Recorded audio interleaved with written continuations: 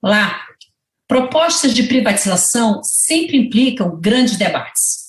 Afinal, talvez esse seja um dos pontos que mais caracteriza diferenças ideológicas entre esquerda e direita.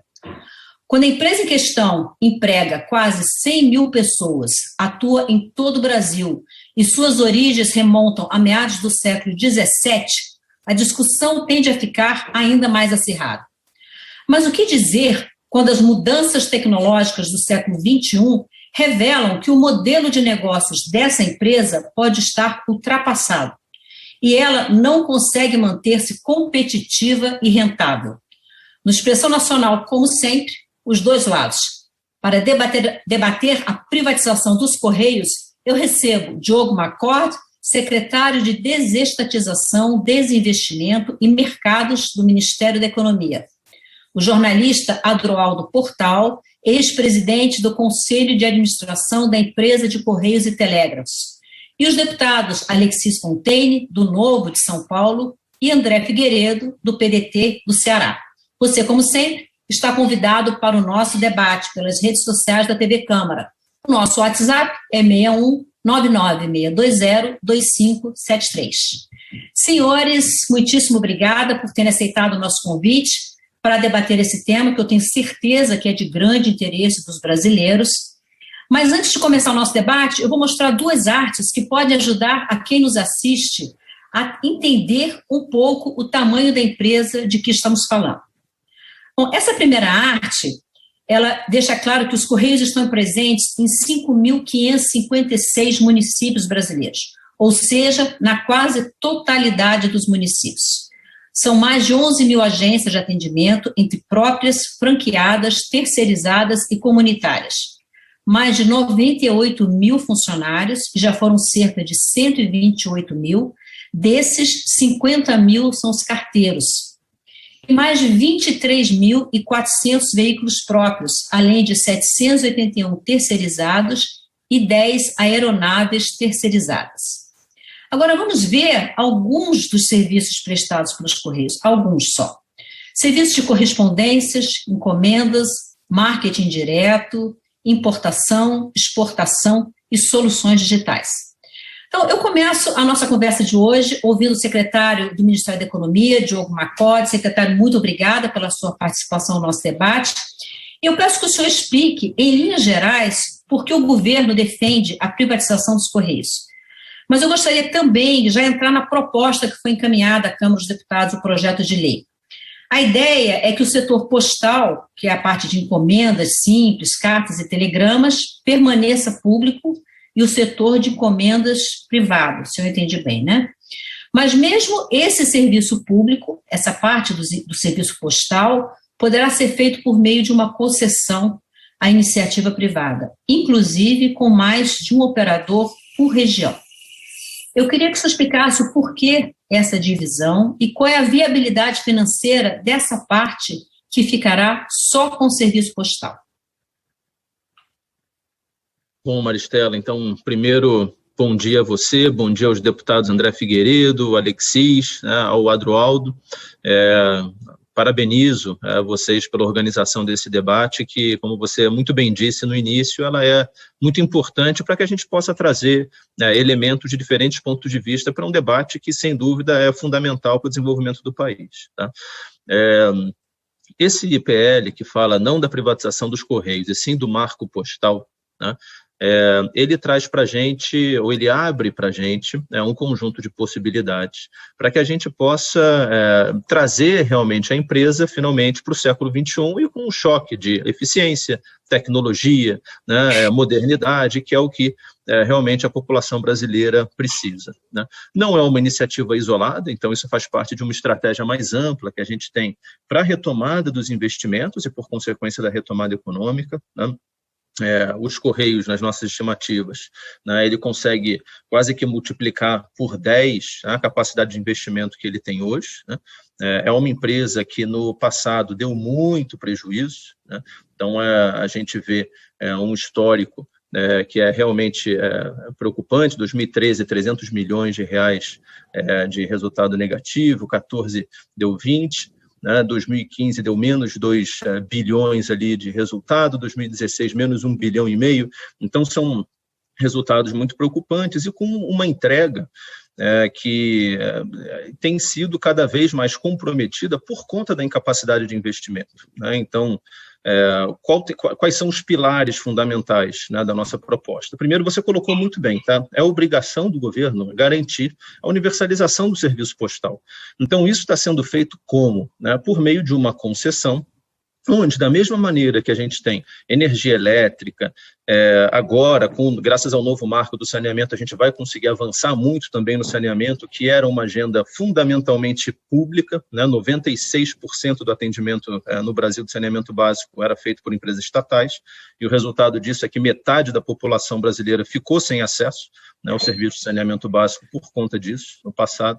Então, a gente está tentando mudar. Então, como eu disse, isso faz parte de uma estratégia mais ampla, né? Então, quais são os pilares? A eficiência, né, realmente da empresa, a modernidade que a gente precisa trazer para esse setor e o respeito à história da instituição. Você muito bem colocou, é uma instituição secular, né, temos profissionais altamente qualificados, então o respeito à história, né, tanto da instituição quanto dos profissionais que lá trabalham. Então, com isso, a gente consegue trazer esse choque de investimento, trazer esse choque de qualidade, né? No passado, todas as privatizações que nós passamos comprovam que elas, na verdade, trouxeram aumento de empregos. Então, às vezes, a gente vê aquela narrativa de que a gente vai gerar desemprego e tal. Quando a gente olha, né, casos como CSN, Embraer, Vale do Rio Doce, todas elas tiveram um momento substancial nos Correios, né? E a gente não pode esquecer que, infelizmente, muitas coisas aconteceram nos Correios. Foi o início do mensalão, né? Dentro do Postales, a gente tem um rombo de mais de 13 bilhões de reais,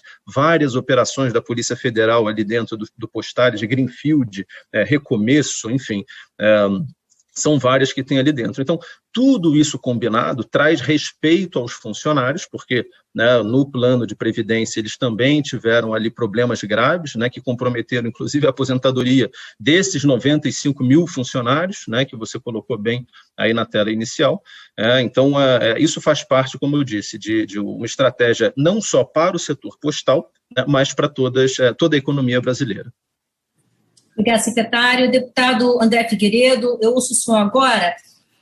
Obrigada também por ter aceitado o meu convite para esse debate. Deputado, o senhor apresentou um requerimento para o presidente da Câmara em que pede a devolução do projeto ao governo por entender que essa proposta é inconstitucional. O presidente Arthur Maia não acolheu a sua demanda e eu gostaria que o senhor explicasse aonde o senhor enxerga, né, o seu partido enxerga essa inconstitucionalidade. E se a tendência é que isso seja levado pelo PDT ao Supremo Tribunal Federal. Então, para quem nos assiste, só para ficar claro, o artigo 21 da Constituição, o inciso 10 do artigo 21, diz o seguinte: compete à União manter o serviço postal e o correio aéreo nacional. Por favor, deputado.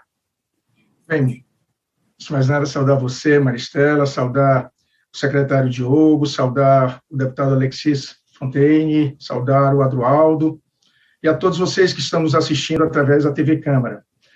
Como você já bem explicitou, Maristela, na verdade, se existe uma previsão constitucional que determina competência para a União em termos de serviço postal, você não vai poder mudar isso através de um projeto de lei ordinária, né? Então, o governo, ao lançar, inclusive já tendo sido votado na Câmara, a urgência do PL 591, ele tenta, em cima de uma estratégia que nós consideramos equivocada, acelerar o processo de privatização de uma empresa que tem 358 anos de existência, de uma empresa, como foi bem colocado nos seus números no início do programa, que emprega mais de 100 mil trabalhadores e trabalhadoras, que está presente em todos os municípios do Brasil.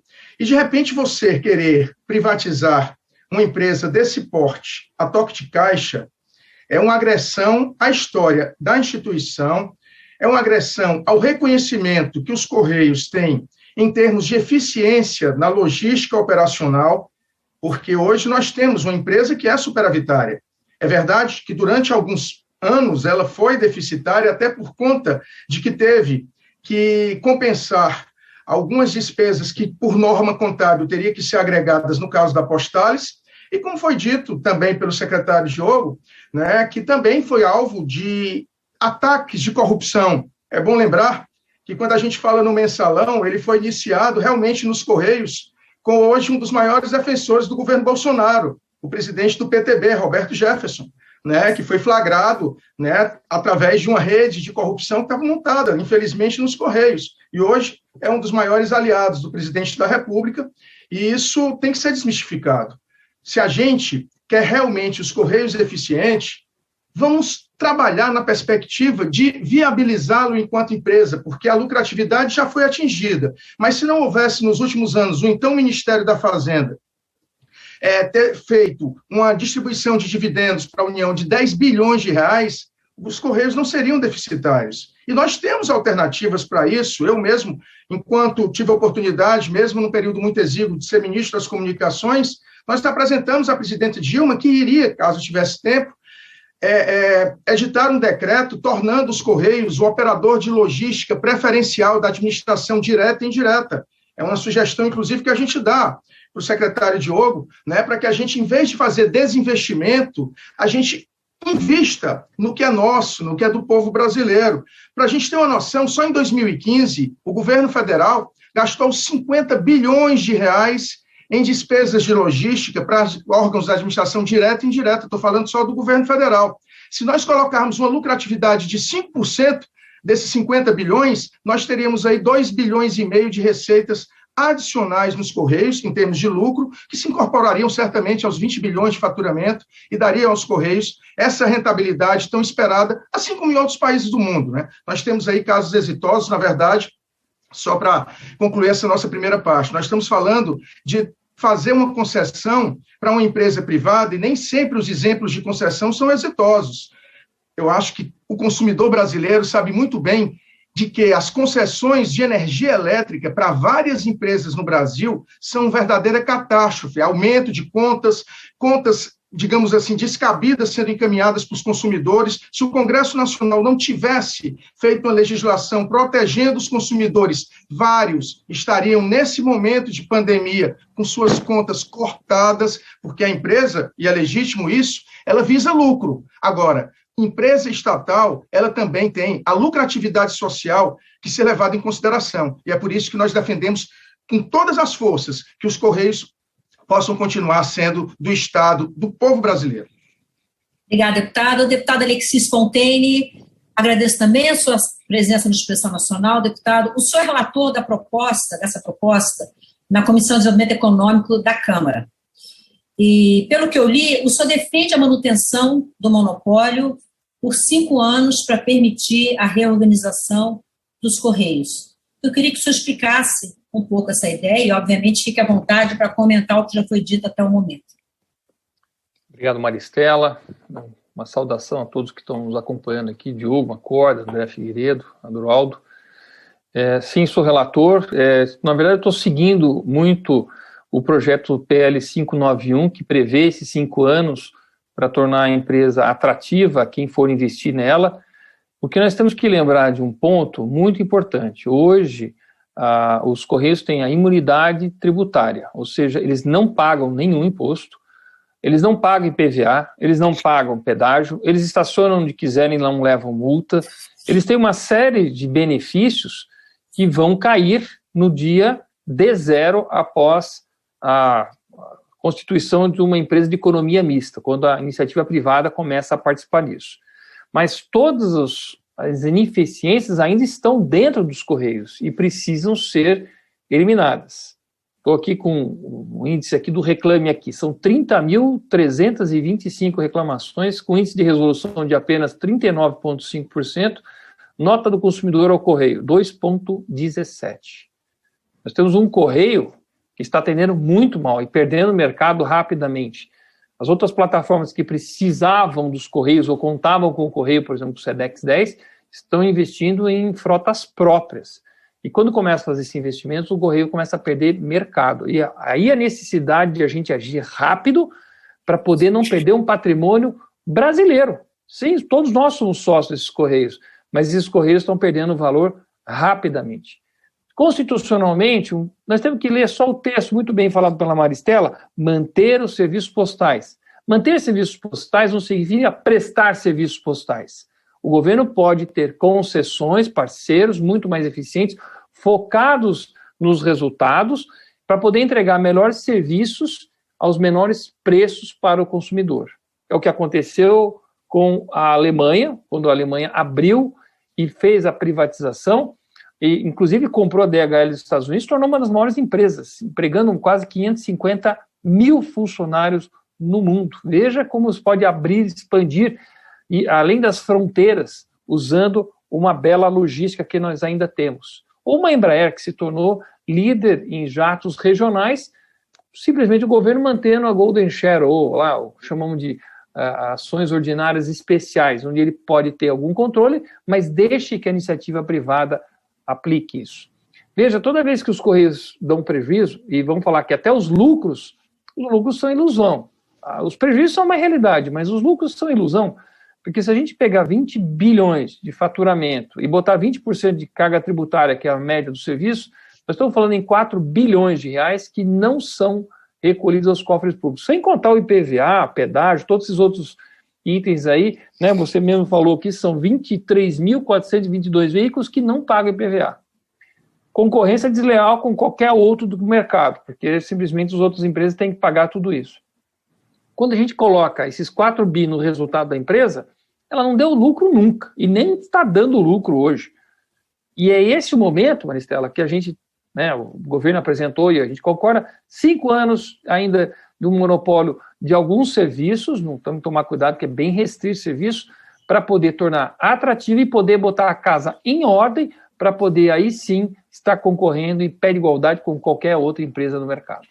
Essa parte que o senhor defende que ficaria em monopólio seria a parte do serviço postal. Essa parte que está prevista no artigo 21, a parte de encomendas e tudo isso seria totalmente privatizado. Totalmente privatizado. Até aqui a abertura, o artigo 24. O ECT será exclusivo prestação de serviços postais, atendimento, coleta, triagem, transporte, distribuição do território nacional, serviço público, telegrama, atendimento de coleta, triagem, transporte, também território nacional. São esses itens que ficam. Então, a questão de objetos postais está fora da... E aí o livre mercado está ali para poder atuar nessa área de entrega de objetos postais. Ok, obrigada. Adroaldo Portal, você gostaria de ouvir agora, você que foi presidente do Conselho de Administração dos Correios, do governo Dilma, quando era ministro também o atual deputado André Figueiredo, na época estava no Ministério.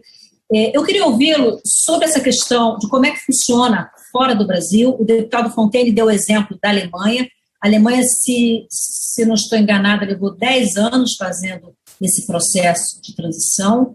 E então eu queria ouvir em relação à experiência internacional e o ponto também colocado pelo deputado Fontaine em relação às muitas reclamações e o baixo índice de resolução. Porque eu me lembro bem de que há alguns anos, não vou saber precisar quantos anos, os Correios apareciam sempre, quando faziam o ranking das instituições brasileiras mais respeitadas, os Correios estavam sempre lá em cima. Em que momento que isso se perdeu e que virou isso que o deputado Alexis Fontaine apresenta como um número de reclamações muito grande com a baixa solução? Prazer estar aqui, Maristela, deputado André, Diogo, deputado Alexis, é um grande prazer participar desse debate. Como você pergunta, né, o exemplo majoritário no mundo são de correios públicos. As experiências de correios privados no mundo, sobretudo nos grandes países, é exceção. A Alemanha é uma grande exceção. E é importante dizer que o processo de privatização da Alemanha, ele buscou atender um objetivo, para transformar a empresa de correios alemã numa grande empresa logística na União Europeia. É um projeto, uma proposta, que foi discutida, debatida e implementada por 15 anos.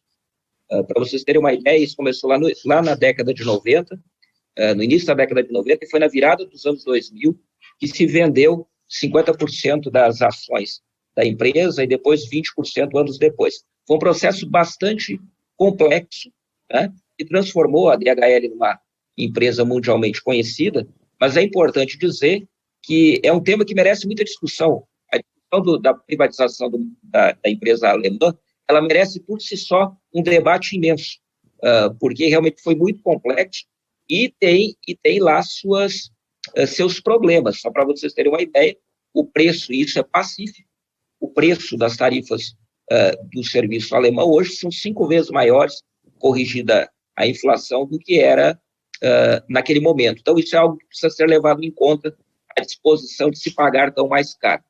Outras experiências mundiais, por exemplo, eu acho que é importante falar da francesa, talvez seja a maior empresa mundial pública de Correios, né? Empresa que tem lucros extraordinários e já está presente fora da França. O Correio francês está aqui no Brasil, inclusive, com uma de suas empresas do grupo, e se mostra um correio fantástico. Por outro lado, você tem o correio americano, que dá prejuízos de quase 10 bilhões de dólares por ano, porque ele concorre com 2 empresas privadas, onde elas com ele disputam o filé, e quem garante a universalização é a empresa pública, exatamente porque concorre com 2 empresas muito fortes no mercado das grandes cidades. Os Correios acabam dividindo essa lucratividade, mas banca toda a universalização no interior dos Estados Unidos. Por isso que o preço é muito alto, ou melhor, a dívida, né, o déficit é muito alto. E em nenhum momento nos Estados Unidos se discutiu a possibilidade de privatização, porque se entende que os Correios são uma atividade altamente estratégica na visão do berço do liberalismo, né? Que é o Trump chegou a mencionar isso, né, a privatização. Isso, ele chegou a falar em privatização dos Correios. Ele estava muito bravo com a história do voto pelo Correio. Isso. Mas naquele momento ele divulgou um número muito interessante, Marcelo. No ano passado, o presidente Trump disse que tinha que privatizar os Correios mesmo, porque os Correios eram explorados pelas 2 empresas privadas. E ele citou que elas não entregam no interior dos Estados Unidos, elas postam nos Correios americanos a um preço 5 vezes menor do que elas cobrariam para fazer, se fosse elas a entregar. Isso é uma coisa interessante, que isso acontece aqui no Brasil também. Os grandes marketplaces que atuam no país, eles vivem às custas dos Correios fora dos grandes centros, com preços mitigados. É uma discussão que valeria outra reunião também. Mas eu queria aproveitar o que você falou para abordar 2 questões muito importantes aqui. Uma que o deputado colocou sobre a questão da má imagem da empresa, né? É importante dizer que os Correios tiveram problemas de logística e a qualidade do serviço caiu muito nos anos lá entre 2012 e 2013. Foram problemas operacionais sérios na época e que a qualidade dos serviços caiu, e se falou muito naquela época da perda da imagem dos Correios. Mas essa não é uma realidade, sobretudo nos últimos 5, 6 anos. Se vocês forem para o ranking, por exemplo, dos órgãos de controle de defesa do consumidor, por exemplo, o Procon Paulista, né, que é o maior do país, os Correios não estão entre os 30 piores empresas. Os marketplaces todos estão nessa lista. O deputado falou no Reclame Aqui, na frente dos Correios tem 4 ou 5 grandes empresas privadas de ponta no mercado. É importante dizer uma coisa sobre isso. Os Correios brasileiros entregam diariamente, eu acho que muito pouca gente sabe disso, entregam hoje, Maristela, 1,3 milhões de encomendas por dia. Isso é um número extraordinário. Nenhum marketplace desses, tipo Mercado Livre, Magazine Luiza e outros, entregam algo parecido em meses. Então, os Correios são uma empresa extraordinária do ponto de vista de desempenho. Quando o Reclame Aqui faz cálculos lá e coloca os Correios entre 4º e 5º colocado de maior reclamação, são números absolutos. É óbvio que uma empresa que entrega 1,3 milhões de encomendas por dia vai ter um número muito alto.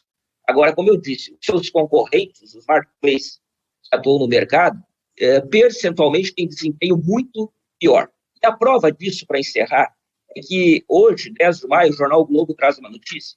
Os Correios é finalista do prêmio World Post and Parcel Awards, um prêmio internacional que o Correio ganha pela 4ª vez, pelo seu desempenho como empresa postal no mundo.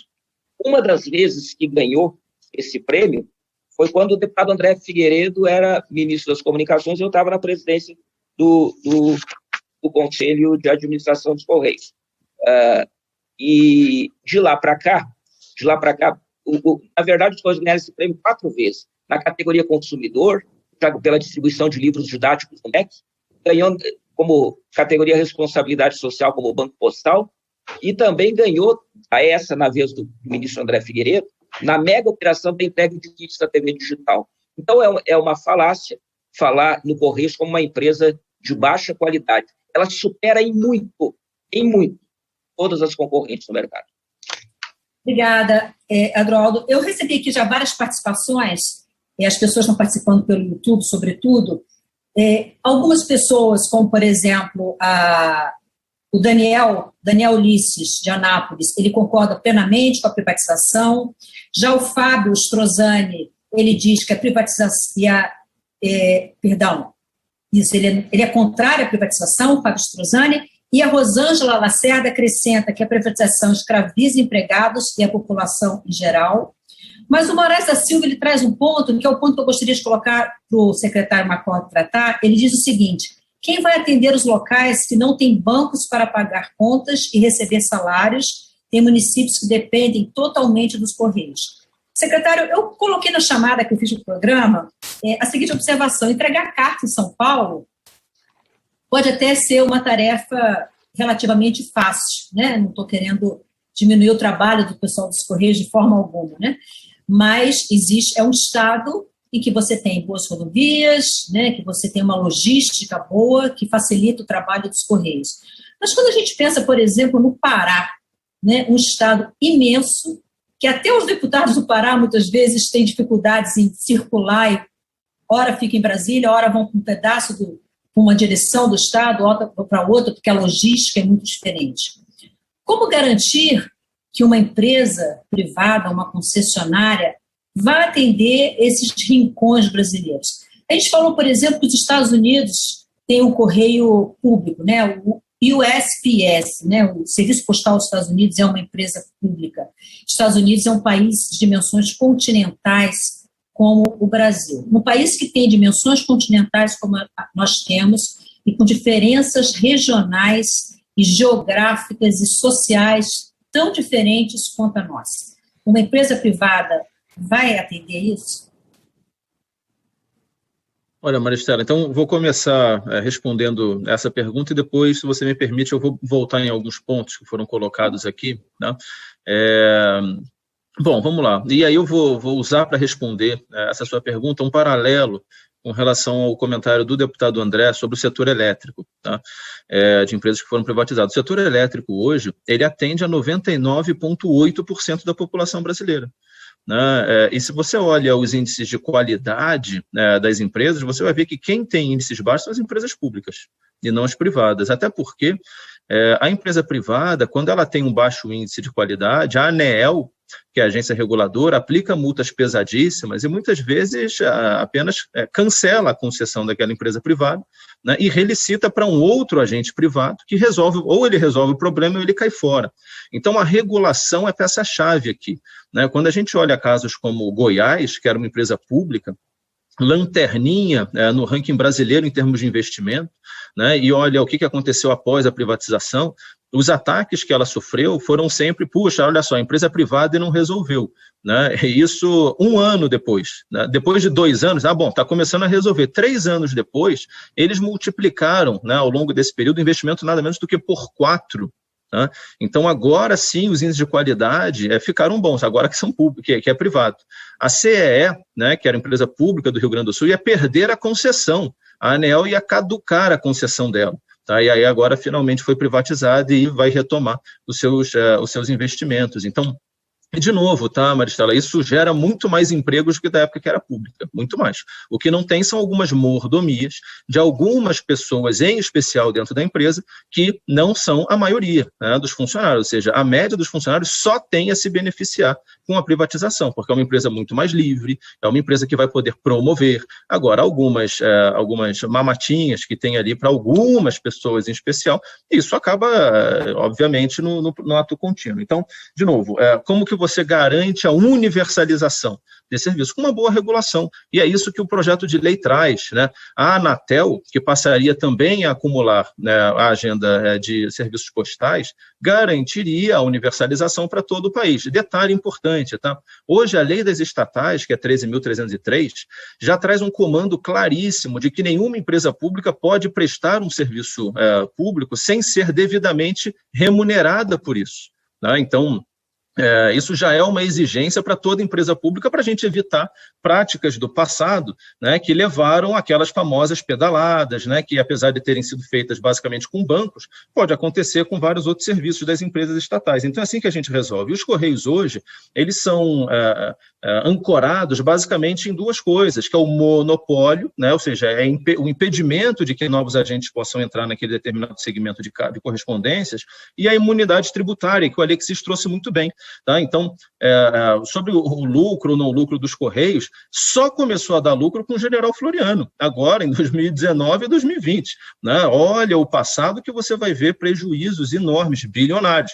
O patrimônio líquido dos Correios, né, que era de 4,1 bi em 2012, fechou 2019 com 0,1 bi, ou seja, 4 bi desapareceram do patrimônio líquido dos Correios. Isso foi corroído do patrimônio líquido dos Correios ao longo desse período. Esse é dinheiro que desapareceu. Então, assim, isso foi realmente, isso é contábil, é só entrar lá no site e baixar os balanços que você vai enxergar isso. Tá? Então, e se hoje a gente tem esse projeto de lei, né, então você começou a pergunta para o deputado André sobre a constitucionalidade. O que nós estamos fazendo? Explicando o que é a garantia do serviço postal. Então, o governo vai continuar garantindo como? Por meio de uma concessão. Isso é um serviço regulado. Então, a gente vai exigir qualidade, a gente vai exigir padrões mínimos de investimento. Então, tudo isso vai nos fazer entregar um serviço mais eficiente, de novo, garantindo, né, para toda a população brasileira. Então, quando a gente usa o exemplo alemão, né, de novo, a DHL hoje, ela emprega muito mais do que se empregava antes. A Inglaterra passou pelo mesmo processo, está agora no last mile, né, no último pedacinho de fazer o finalzinho da privatização completa, então ela foi fazendo por etapas. Tá? Então, é importante a gente desmistificar isso tudo. Tá? E, obviamente, a gente não pode, em algumas propostas aqui que apareceram, tentar consertar um problema atual com outro problema. Não é aumentando o monopólio, garantindo mais exclusividades para os Correios que a gente vai resolver o problema, pelo contrário. Secretário, o Vitor Rodrigues, ele diz o seguinte aqui no comentário que ele fez para a gente, que ninguém contrata DHL e FedEx porque o valor é absurdo. Foi um dos pontos que foi falado aqui na rodada de discussão. Como garantir que esse... Só um instantinho, Quero rebater o Diogo. Só um minutinho, vou te falar a palavra. Como garantir que essas comunidades que eu comentei, eu falei do Pará, tem comunidades ribeirinhas, tem regiões muito pobres no semiárido brasileiro, como garantir que essas pessoas terão condições de pagar as taxas cobradas por essas empresas? Você sempre tem, Maristela, em serviços universais, tá? Tarifas sociais. Então, é assim com saneamento básico, é assim com energia elétrica, e assim será também. Por isso que a gente coloca como necessária a regulação do setor, né, pela Anatel, né, que passaria a acumular nessa nova agenda, para garantir que realmente o serviço será em regime de modicidade tarifária, que inclui, obviamente, tarifas sociais e universalização. Ok. Adroaldo, pois não? Maristela, eu preciso repor aqui algumas coisas, e aí umas correções, repor a verdade. A primeira delas, eu começo pelo seguinte: os Correios brasileiros nunca, em sua história, foram deficitários do ponto de vista operacional. Isso não corresponde à verdade. Eu queria corrigir, inclusive, quando o Diogo disse que os Correios tiveram prejuízo de 2013 até agora há pouco. Não, eu estou aqui com o balanço dos Correios. Os Correios só tiveram prejuízo em 2 anos de sua história, que é 2015 e 2016. Ao contrário do que o Diogo falou, que em 2013 teve prejuízo, não, teve 325 milhões de lucro. É importante dizer que em 12, em 11, foram quase 1 bilhão de lucro. Os Correios tiveram déficit só em 2 anos. 2 anos. Em 15 e 16. E por quê? Porque é muito fácil explicar. Não teve nada a ver com a atuação no desempenho operacional da empresa. Em 2013, o lucro começou a cair muito, porque passou-se a implementar uma norma contábil chamada CPC 33. Essa norma contábil obrigava as empresas públicas, a partir daquele ano, a incluir no seu balanço anual uma série de despesas futuras, mais ou menos do tipo, Maristela, que se você hoje, na tua contabilidade familiar, você pagasse aluguel, fosse obrigado a você colocar no teu balanço mensal ou anual a despesa de aluguel que você vai ter no futuro. É uma norma contábil bastante contestável, usada em vários países do mundo, rechaçada em outros. Nos Estados Unidos, inclusive, essa norma ela é facultativa, mas o que interessa, sem querer discutir a norma, é que ela obrigou os Correios a colocarem no seu balanço anual uma série de despesas do futuro. E isso jogou para baixo o desempenho contábil da empresa. O Ministério da Fazenda, de então, o Ministério do Planejamento, naquele momento, jogaram as empresas estatais às feras. Não fizeram nada para socorrer as empresas. Os Correios foram ao prejuízo, assim como a Caixa Econômica Federal enfrentou grandes problemas para reverter essa situação, por causa da norma contábil. E não foi só isso. No caso dos Correios, o governo implementou, como está implementando agora, arroxo nas suas tarifas de forma cruel com a empresa. De forma cruel. Ao contrário também do que o Diogo diz, não foi o general Floriano, não, que trouxe a empresa para o lucro, não. A empresa voltou em 2017 a ter lucro. Pelo contrário, na gestão do general Floriano, o lucro poderia ser maior se no governo Bolsonaro, se tivesse feito o que se fazia nos últimos anos nos Correios, era o contrato do Banco Postal, que internalizava, em geral, 2 bilhões de reais nos cofres dos Correios. Os Correios não são, em hipótese alguma, uma empresa deficitária. Os Correios tiveram que, inclusive, usar naquele período os seus rendimentos de aplicação financeira, porque o governo, naqueles anos, buscou lá para 6 bilhões de reais de lucro, dividendos que levou. Então, afirmar que os Correios são uma empresa que dá prejuízo, eu terminaria aí citando uma questão colocada pelo deputado Fontaine sobre isso. E o Diogo também falou sobre o fato de que os Correios terem isenção fiscal, e por causa disso eles dão lucro. É importante dizer que os Correios têm isenção fiscal para manter um serviço que é deficitário no Brasil, como é deficitário nos Estados Unidos, que é a universalização do serviço. Eu queria saber, com a privatização, quem é que vai bancar 5 bilhões de reais ano, que é o preço, Maristela, que custa entregar correspondência no interior do Brasil, entregar encomendas no interior do Brasil. Porque eu complemento aquela questão que as pessoas estão perguntando. As empresas, os marketplaces que concorrem com os Correios e as transportadoras, elas usam os Correios para entregar no interior do Brasil. 33% de tudo que é vendido por marketplace é entregue pelos Correios. Eles carregam, por exemplo, em São Paulo, e levam para Salvador, mas não vão para o interior entregar, eles postam nos Correios. Quem vai pagar esses 5 bilhões de reais de isenção tributária é simplesmente para bancar a universalização. Se os Correios não tivessem que bancar a universalização, não precisavam da isenção fiscal para serem superavitários.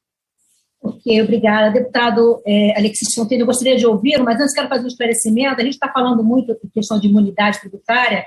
A imunidade tributária foi reconhecida pelo Supremo Tribunal Federal, se não me falha a memória, 2005. Se eu não estiver correta, me corrijam, por favor. O Supremo decidiu, entendeu que os Correios não deveriam efetivamente pagar qualquer tipo de tributo. Deputado Alexis Fontaine, foram falados alguns pontos aqui na nossa conversa que eu gostaria de ouvir. A gente falou sobre modicidade tarifária, né? O secretário falou que nas regiões pobres, né, haverá que existir modicidade tarifária. Fala-se muito na expressão, né, quando se fala em privatização, em filé com osso, né? A pessoa não vai ficar só com filé, só com São Paulo, vai ter que encarar o osso. Eu diria que o osso no Brasil é muito maior do que o filé, né? E como é que fica o valor das tarifas, que é a questão da modicidade tributária? E aí já colocar um ponto que é a preocupação, com certeza, de muitos que estão nos Correios. A Marta Sueli Borges, de Brejões, na Bahia, ela diz o seguinte: tenho sobrinhos que trabalham na empresa dos Correios. Caso seja privatizado, vai prejudicar os funcionários? Pode haver desemprego?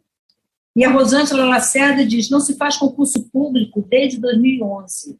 Muitos se aposentaram e muitos saíram com plano de demissão incentivada, que parece que fica permanentemente aberto nos Correios, né?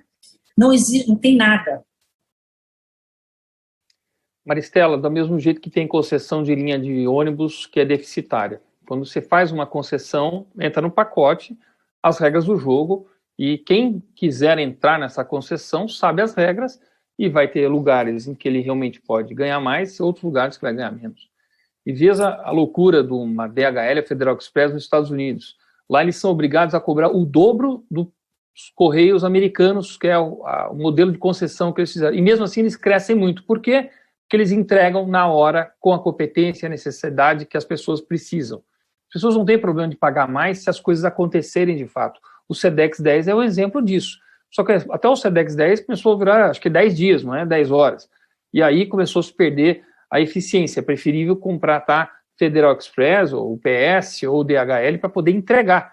Às vezes os clientes querem o serviço prestado de fato, e não simplesmente a questão da tarifa mais acessível. Sem problema com a alíquota acessível, isso, como bem disse, tem para eletricidade, isso bem disse, tem para outras modalidades. E faz parte, o Brasil precisa disso, vai estar dentro da concessão e as empresas se entregam. Agora, do mesmo jeito que se entrega Coca-Cola, que se entrega mantimentos, ferramentas, qualquer produto nos lugares mais longes, né, do Brasil, pode se entregar correio. Agora, não precisa ser uma pessoa vestida de amarelo e azul dos Correios. Faça-se uma união da concessão, o mesmo caminhão que vai entregar bebida, que também possa entregar correspondência. Vamos fazer a eficiência do sistema, e assim a gente consegue reduzir o custo prestando o serviço. Quanto à questão dos funcionários, eu não vejo a necessidade de você falar que vai fazer a privatização e eliminar postos. Ao contrário, essa empresa precisa crescer, ela precisa ser eficiente, ela precisa aumentar a quantidade de entregas para poder ter rentabilidade. Então, ela tem mais que expandir. Os Correios, até apresentado nas últimas palestras, aí, não tem feito concursos públicos. Ela está até com uma deficiência de funcionários, segundo o que foi falado. Eu não tenho esses números propriamente ditos, mas o motivo para não se demitir absolutamente ninguém. Mas isso é da decisão dessas empresas que vão ter a concessão para poder prestar o bom serviço. E aí, muito bem dito pelo secretário, nós vamos ter uma agência que vai estar colocando as regras da concessão, a performance da concessão, e as empresas têm que entregar resultados, como aconteceu com a telefonia. Vamos falar a verdade, se a telefonia não tivesse sido privatizado, as pessoas mais simples do Brasil não teriam telefone até hoje. Nós que temos um pouco mais de idade sabemos o que era ter uma linha telefônica no Brasil. Custava uma fortuna, demorava 5 anos, muita gente vivia só de alugar linhas telefônicas que tinham tido algum benefício, tinham milhares e milhares de linhas telefônicas, era um desequilíbrio. Hoje, qualquer um compra, pessoas da mais simples possíveis têm um celular com um pequeno pacotezinho, com tarifas módicas oferecidas pelos operadores, que querem ter, mesmo que seja 30, 40, 50 reais de faturamento por mês, consigam ter. É esse o modelo que nós temos que implantar para os Correios. Já que você falou de quem é um pouco mais velho, quem é mais velho lembra também que a gente colocava o telefone fixo na declaração de rendimentos. Né? Exatamente. Era uma propriedade de valor alto. Deputado André Figueiredo, eu gostaria de ouvi-lo em relação a um ponto. Foi falado muito da questão da logística aqui, né? O deputado Fontaine citou como exemplo que o caminhão da Coca-Cola pode ir lá, também fazer o trabalho de entregar as cartas nesses locais distantes. Os Correios, eles fazem também um trabalho de distribuição de provas do Enem, urnas eletrônicas, medicamentos, vacinas, materiais didáticos. Isso foi trazido na audiência pública realizada na Câmara dos Deputados pelo presidente da Federação Interestadual do Sindicato dos Trabalhadores e Trabalhadoras dos Correios, o José Aparecido de Mendes Gandara. Ele chamou atenção para esse aspecto. Aí eu volto com duas perguntas que são fundamentais para o nosso debate, que é a universalização dos serviços, inclusive desses serviços, e a que preço? Bem, Maristela, em relação à questão da universalização, é muito claro que ou o governo, dentro desse planejamento que ele está tendo para privatizar os Correios, vai arcar com cifras bilionárias anualmente para garantir essa universalização, ou ela não existirá. É muito claro, não vai existir. Porque a empresa privada ela está interessada no seu lucro. Agências reguladoras, elas cumprem um papel, mas em vários momentos também se omitem. Né? A gente tem que saber que o processo de escolha dos membros, dos conselheiros de algumas agências reguladoras, inclusive, são questionáveis. Mas eu não quero entrar nesse mérito. O que eu quero entrar aqui é deixar muito claro, e até mesmo para o secretário Diogo, quando disse que hoje quase 100% dos lares brasileiros têm energia elétrica, mas isso começou com o programa Luz para Todos, em 2003, com o governo do ex-presidente Lula. Não foram as empresas privadas que disseram, vamos levar energia elétrica para as tribos indígenas no norte de Roraima. Não foram as empresas privadas, foi um programa do governo federal que em 15 anos atingiu 16 milhões de pessoas que realmente não tinham energia elétrica, não foram as concessionárias. E para também ilustrar o que eu disse antes do índice de insatisfação, a Enel, que é a concessionária de energia elétrica aqui do Ceará e também de Goiás, ela está sempre nas pesquisas, e no ano passado ela ficou em 9º das piores distribuidoras. Nós estamos falando de 53 distribuidoras e 7 permissionárias no Brasil, e é uma empresa privada. Então, a questão da dicotomia, ser público é ineficiente, traz insatisfação, ser privado é satisfatório, é uma falácia, me perdoe, porque do mesmo jeito que se questiona, nas palavras do secretário Diogo, as mamatinhas, fica parecendo que gestor público tudo é incompetente. E não é. Podemos ter até divergências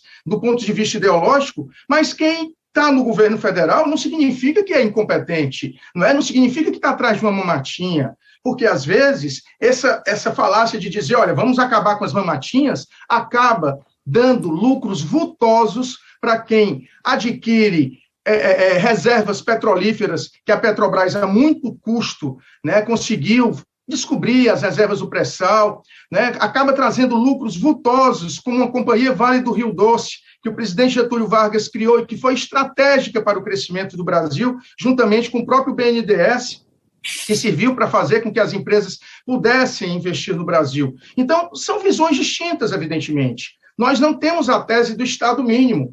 A tese que nós queremos é o Estado necessário. Por isso que os Correios insistem em dizer, no Brasil, eles podem ser super eficientes caso o governo federal invista mais em tê-lo como operador de logística preferencial. Eu não estou falando de exclusivo, estou falando de preferencial, da administração pública direta e indireta. E estou falando só do governo federal. Se os estaduais também fizerem essa opção, aí não vai restar dúvida.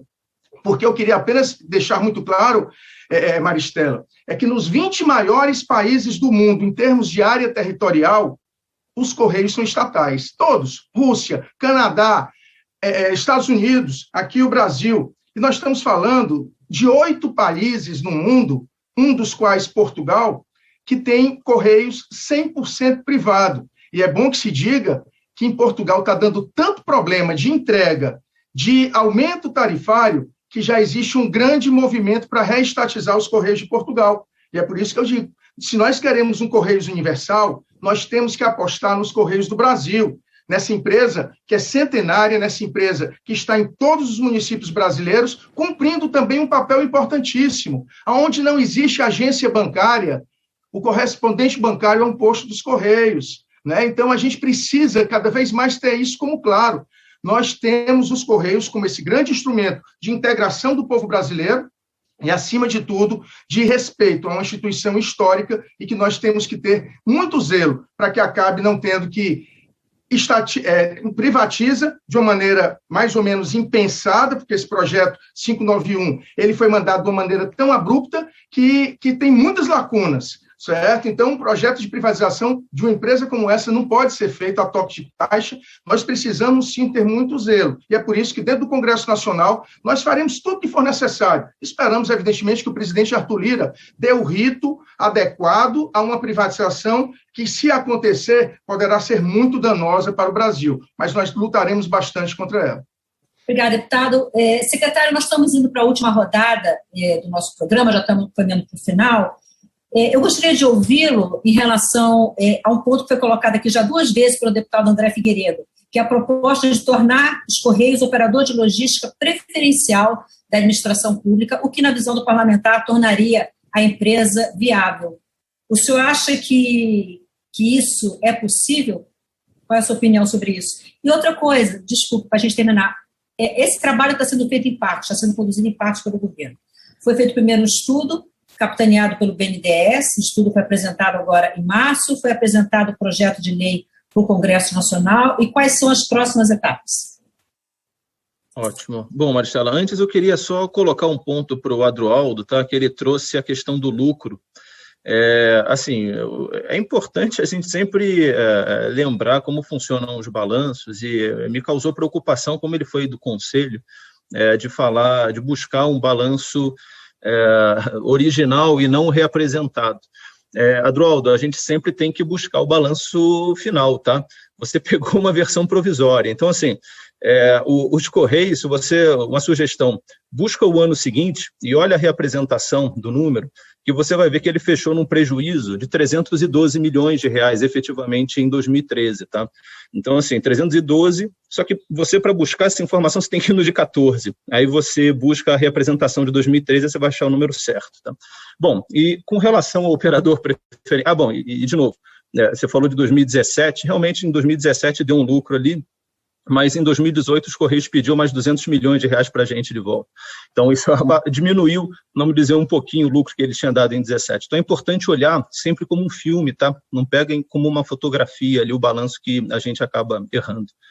Sobre o operador preferencial, existe uma frase célebre do Friedman, né, que fala que quando uma empresa privada dá prejuízo, ela quebra. Quando uma empresa pública dá prejuízo, ela ganha mais dinheiro. Porque, em geral, ela usa o argumento de que eu só não consegui fazer tal coisa porque faltou dinheiro, porque faltou investimento, aí vai lá e pega mais dinheiro. E nessa, os Correios derreteu o patrimônio líquido dele em 4 bilhões de reais, como eu mostrei aqui fora esses prejuízos todos. Tá? Então, eu acho que a gente não conserta um problema criando outro problema. A gente vai resolver isso trazendo eficiência, modernidade. Os serviços logísticos, eles demandam novas tecnologias, né? E você ser disruptivo, você ser realmente trazer essa nova visão, isso é incompatível, infelizmente, com toda a estrutura pesada que a gente tem nas empresas públicas. Às vezes nem por culpa do gestor, às vezes é realmente a marra legal, né, e que é compreensível, porque tem que licitar, não pode mandar embora, enfim, tem aqueles negócios todos, né, que acabam amarrando um pouco a empresa, né, ao passo que, se ela for efetivamente eficiente, né, e tiver os incentivos corretos, você consegue levar adiante. Agora, o programa Luz para Todos, ele foi sim um programa do governo federal maravilhoso, né? E eu acho que é por aí, porque como que ele foi implementado? Pelas empresas privadas, né? Então, ele era regulado pela ANEEL. Como que você fazia isso? Você tinha um encargo dentro das tarifas de energia que serviram para universalizar. É assim que funciona o subsídio cruzado. Mas é transparente, ele é claro, todo mundo fica sabendo, e ele é regulado pela ANEEL, que garantiu que hoje 99,8% da população tem acesso à energia elétrica. Então, independente, deputado, se foi do governo A, B ou C, eu reconheço que foi um programa de sucesso, mas ele usou o mecanismo justamente que nós estamos propondo agora para continuar com a universalização do serviço postal. Secretário, as próximas etapas, só para a gente concluir o programa? Perfeito. As próximas etapas, Maristela, são, na verdade, o BNDES já está contratando, tá, uma nova leva aqui de estudos para due diligence dos Correios, para tirar todos os esqueletos que eventualmente estejam no armário, trazer luz, né, todas as informações contábeis que precisariam estar transparentes ali no balanço, para que a gente possa, aí sim, chegar no valuation, no número final, e qualificar no Tribunal de Contas da União. Tá? Então, é o tribunal que dá sempre a palavra final aqui para o processo. Ok, secretário, muito obrigada por sua participação no Inspeção Nacional. Adroaldo Portal, as suas últimas considerações, por favor. Você está sem áudio. Isso. Fica evidente nesse debate que se busca, como diz lá no Rio Grande do Sul, misturar alhos com bugalhos, né? Quando a gente puxa aqui telefonia ou setor elétrico para o tema, obviamente uma manobra, com todo o respeito, diversionista. Elas mereceriam um debate por si só. Correios, serviços de Correios, não podem ser comparados com o serviço de energia elétrica. Mas eu terminaria minha fala aqui hoje insistindo na questão da empresa ser totalmente sanada. Os números que eu dei aqui, Diogo, são os números divulgados pelos Correios e pelo Ministério da Economia. 2013, no balanço corrigido, deu 300 milhões de lucro, e 2014, no corrigido, ficou só em 9 bilhões. É importante, 9 milhões. É importante dizer, para encerrar, que eu vou usar aqui documentos dos Correios. Os Correios não correm nenhum risco fiscal, ao contrário do que tem se propalado.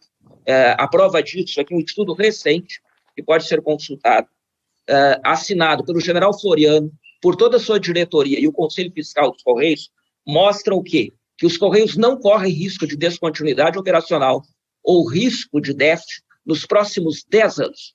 Isso não é eu que estou dizendo, não é o deputado André Figueiredo que está dizendo, são os Correios que estão dizendo, é a gestão atual que está dizendo isso. Os Correios precisam de modernização, sim, eles já têm um braço privado, que são as franqueadas nos grandes centros, são 1.000 agências franqueadas que empregam 10 mil pessoas e exercem um trabalho extraordinário, mas no interior do Brasil, quem entrega são os Correios. Os concorrentes dos Correios pagam os Correios para entregar. Mercado Livre, Magazine Luiza e outros pagam para os Correios ir ao interior entregar. Não, se fosse bom, e se a concorrência fosse interessante, eles estavam lá. Não estão porque não interessa. Eu termino dizendo que os Correios brasileiros exercem um papel importante também como regulador de preço. Como regulador de preço. Quando eles saírem, quando os Correios deixarem de ser públicos, como aconteceu em todos os lugares do mundo que privatizou, nós vamos ter tarifas 4, 5 vezes maior, como o caso de Portugal. Então, é importante levar em conta se é isso que o Brasil deseja. Para mim, é muito evidente que o atual governo escolheu os Correios como paradigma de grande estatal a ser privatizado. O governo Bolsonaro se encaminha aí para 3 anos de governo e não entregou nada de privatização. Salim Matar fracassou, Paulo Guedes fracassou. Com todo respeito, a equipe do PPI não disse ao que veio até agora, 3 anos de governo, não privatizou absolutamente nada, e até para fazer o mal tem que ter competência. Para esse governo, até para privatizar, ele não tem competência. Adriano Portal, muito obrigada por sua participação na Expressão Nacional. Deputado Alexis Fontaine, eu queria, nesse encerramento, ouvir a sua opinião sobre a proposta do André Figueiredo de tornar os Correios operador de logística preferencial da administração pública. Voltando à primeira fala, a primeira pergunta que eu fiz para o senhor sinalizou ser favorável à manutenção do monopólio dos Correios por 5 anos. Só acho que nesse processo de transição, experimentar isso poderia ser uma alternativa para avaliar a viabilidade ou não dos Correios? Não, acho que não. O governo tem que procurar quem entrega melhores serviços aos menores preços. Os Correios não obrigatoriamente fazem isso, mesmo porque os Correios, de novo, não pagam impostos. Mas os Correios têm um grande problema. Eles continuam muito vulneráveis. Interferências do governo, como bem dito aqui, né, pelo Porto Adroaldo, o governo foi lá e sacou simplesmente 6 bilhões de reais, o capital para poder fazer superávit e não pedalar, deixando a empresa deficiente de capital de giro. Quer dizer, é o governo justamente que estraga, porque é do governo. Nós temos que tirar, os Correios tem que ser uma empresa que por si só é competente sem essas interferências. Outra interferência política, 2016, reportagem da Exame, 25 cargos de direções da empresa ocupada por indicações políticas. Os Correios conseguem ter uma coisa que eu não acreditei quando escutei. Uma empresa consegue ter 35 sindicatos. Eu já vi um sindicato com várias empresas. Agora, uma empresa com 35 sindicatos, com 700 cargos reservados aos sindicalistas. É uma empresa que corre um risco enorme. Nesse governo, não está, eu espero que não tenha, né? Não temos nenhuma denúncia de corrupção, de desvio, mas é só passar um governo que seja, como no passado, achava que era uma empresa dos políticos, e nós vamos ter outro mensalão, nós vamos ter um saque à empresa, e quem paga essa conta é o brasileiro que perde valor, e é o funcionário que é roubado literalmente, que é o que aconteceu. Então, nossa visão é que os Correios têm que se tornar uma empresa de capital misto, de preferência totalmente privatizada, porque você não escuta caso de corrupção na Vivo, você não escuta caso de corrupção na Vale, na Embraer, empresas que foram privatizadas, porque isso impacta diretamente nos resultados e aí não vai acontecer mesmo, tem um compliance muito sério. os Correios, na mão de quem está hoje, na interferência que pode ter, se hoje não está dando problema, é porque talvez esse governo esteja fazendo as coisas corretas e não estão deixando. Mas deixa cair na mão de um governo que acha que empresa pública serve para indicação política e nós vamos ver o que acaba acontecendo. Então, a privatização é prioritária para o bem da empresa, para o bem do Brasil e para o bem do capital dos brasileiros. Deputado, obrigada. Deputado André Figueiredo, para a gente encerrar a nossa conversa, o presidente foi aprovado no dia 20 de abril a tramitação em regime de urgência dessa proposta. Ou seja, apesar dela ter sido distribuída para todas as comissões, a Comissão de Economia, inclusive, tem o deputado Alexis como relator, o relator de plenário, o deputado Gil Cutrim, do Republicanos do Maranhão, vai acabar centralizando esses diversos pareceres, e aí a chance disso ser aprovada de forma rápida, ela é maior, né? O presidente da Casa disse que pretende botar em votação ainda esse semestre, antes do final do recesso, antes do recesso de julho. O senhor acha que esse é mais um tema que vai parar no Supremo Tribunal Federal? A decisão vai ser do Supremo também? Bem, Maristela, eu quero aqui mais uma vez reafirmar que esse tema ele é muito complexo para ser votado em 2 meses. Não é um verdadeiro assinte à história de uma empresa centenária, a história de dezenas e centenas de milhares de trabalhadores que já passaram pelos Correios. Como foi bem dito, se existe uma instituição respeitada, é aquela que é feita por os trabalhadores de amarelo e azul, que vão às casas de cada um dos brasileiros. Então, nós vamos lutar muito, vamos lutar dentro do parlamento, queremos dialogar com o relator da matéria em plenário, queremos apresentar o nosso projeto 6385 de 2016, que já foi aprovado na CETASP, certo? Isso, nós queremos fazer esse amplo processo de discussão para mostrar que os Correios, se eles forem para a mão da iniciativa privada, do jeito que outras instituições, do jeito que outros já foram em outros países do mundo, nós vamos ter um grande retrocesso nesse processo de integração do território brasileiro.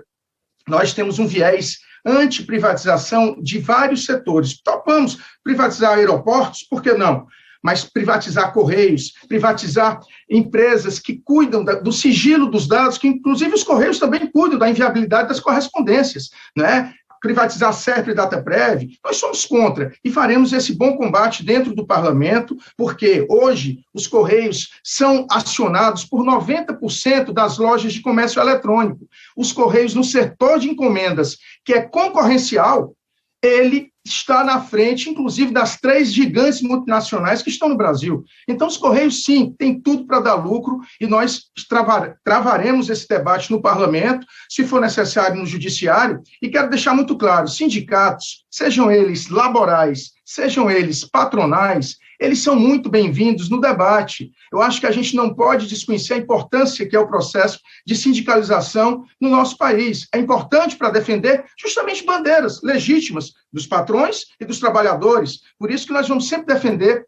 esse diálogo capital-trabalho, para que, de repente, a gente não fique à mercê apenas do capital financeiro, que esse, sim, é um grande câncer que, lamentavelmente, vem fazendo o Brasil cada vez mais aumentar sua dívida pública. Só para concluir, diziam que a autonomia do Banco Central ia trazer grandes resultados para o Brasil. Em 2 reuniões do Copom, a Selic já aumentou 1,5%, 1,5 percentual, saindo de 2 para 3,5%. E isso tudo representa bilhões e bilhões na dívida pública que poderiam estar indo para diminuir um pouquinho a desigualdade social no nosso Brasil. Mas esse é o discurso que nós vamos sempre ter, contra o capital financeiro, defendendo a economia produtiva, mas defendendo um Brasil do povo brasileiro. Muito obrigada, deputado, por sua participação no Expressão Nacional. Bom, em relação ao Supremo Tribunal Federal, já existe tramitando naquela corte uma ação direta de inconstitucionalidade, número 6635, apresentada pela Associação dos Profissionais dos Correios, ADCCAP, e é relatada pela ministra Carmen Lúcia.